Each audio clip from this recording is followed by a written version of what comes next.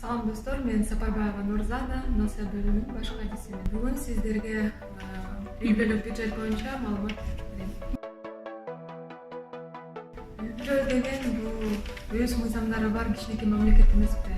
Ошол мамлекетке жараша өзүнүн дагы бюджети бар болот. Ал кирешелери, чыгашаларынын ошол жыйынтыгы да бир айдын ичинде болот. Бул негизги балансты сактап калуу үчүн. Чыгашалары деген ошол кирешелерден ашып кетпесин. Үй бүлөлүк бюджетти бир гана адам пландаштырып иштейт деп айтса дагы болбойт. Анын ошол үй бүлөдө жолдошу менен келинчеги менен отуруп сүйлөшүп алышы керек да. Үй бүлөнүн ар бир мүчөсү ошол үй бүлөлүк бюджетти пландап атканда ошол өзүнүн көз карашын дагы айтышы керек. Балдарды кичинекей кезинен эле ошол пландаштырганга үйрөтө берсе, келечекте өзүнө жакшы болот да.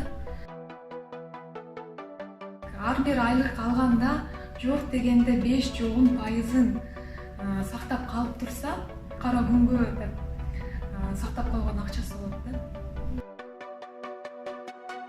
Бюджет дегенде таблица түрүндө түзүлөт да. Эми ар бир адам өзүнө ылайыктуу методду түзөт. Эми негизинен ошол таблица катары кирешеси деп бир катар кылып аякка жазат, канча акча түштү, айлык маянасы болобу же болбосо жана башка киреше булактары бар болсо аяктан түшкөн акчалардын баардыгын жазып чыгат. Анан экинчи столбец кылып туруп аякка чыгашалардын баарын. Жада калса жанагы эшикке чыга калып барып конфет бирдеңкелерди сатып алса да 5-10 сом болуп, анын баардыгын дагы чыгаша катары жазып чыгыш керек да.